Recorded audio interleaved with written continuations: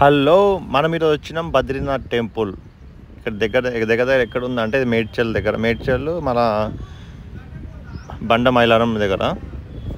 అయితే మీరు ఇక్కడికి వస్తే ఎట్లా రావాలంటే మనం మేడ్చల్ రూట్లోనే రావాలి. అంటే సుచిత్ర, కోంపల్లి ఆ రూట్లో రావాలి.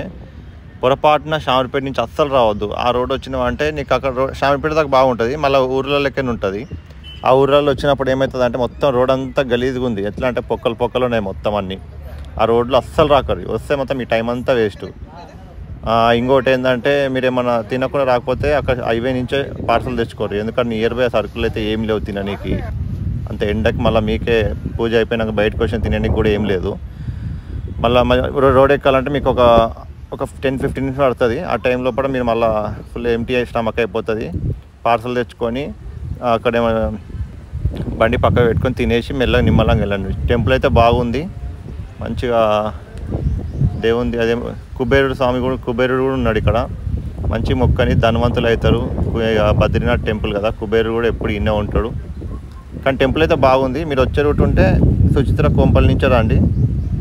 అటు షామర్పేట నుంచి అయితే రాకండి, ఎందుకంటే రోడ్లు బాగలేవు, అస్సలు బాగలేవు. కాలిపిల్లి మొత్తం పొక్కలే. కూర్చున్న వాళ్ళకి మొత్తం నడుము నొప్పులేసే బాగా. కానీ టెంపుల్ అయితే బాగుంది. దర్శనం చేసుకొని మంచిగా వెళ్ళండి. ఇక్కడికి వస్తే జర మంచిగానే పీస్ఫుల్గా ఉంది. కానీ లోపల దేవుని దగ్గర అయితే వీడియో అలవ్ లేదు, అన్నీ బయటనే తీసిన వీడియోస్. ఇక మన వీడియో మంచిగా అనిపిస్తే తెలుసు కదా, సబ్స్క్రైబ్ చేయండి, లైక్ కొట్టండి, ఫాలో కొట్టండి, షేర్ చేయండి. ఓకే, మరి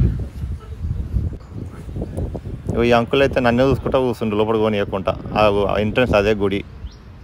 ఇది బయట నుంచి లొకేషన్. ఎంత బాగుంది కదా, ఫోటోషూట్స్కి బయట నుంచి బాగుంటుంది. ప్లస్ బాగా కానీ ఇంకొంచెం చెట్లు పెట్టిర్రు ఇప్పుడే, మెల్లమెల్లగా అవి కూడా సెట్ అవుతాయి.